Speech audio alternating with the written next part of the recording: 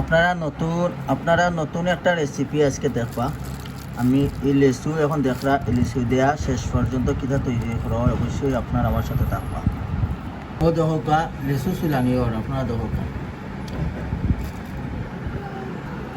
আসলে খাওয়াটা সহজ, তৈরি করাটা হলো কঠিন। দহকা আপনারা লিচি যখন লিচুরে কিতা করমু আপনারা অবশ্যই দেখতে পারবা। এখন লিচুরে লিচি বিচি পালানোর আপনারা দেখোকা আপনারা এখন এগুলা বিচি পালানো হয়েছে, আর অনেক কিছু কাজ হয়েছে, অবশ্যই আপনারা সাথে থাকবেন।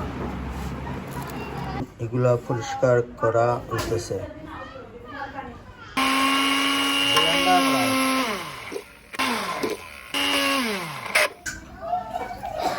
ব্লেন্ডার করার পর এরকম রস হয়েছে দেখুন আপনারা।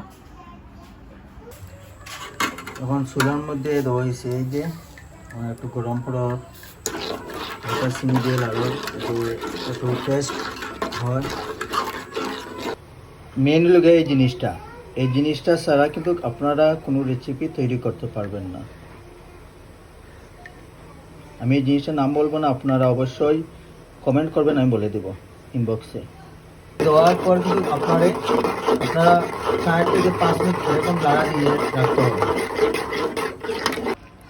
এরকম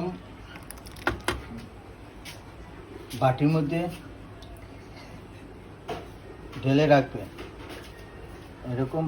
ঢেলে রাখবেন, তারপরে ফ্রিজারে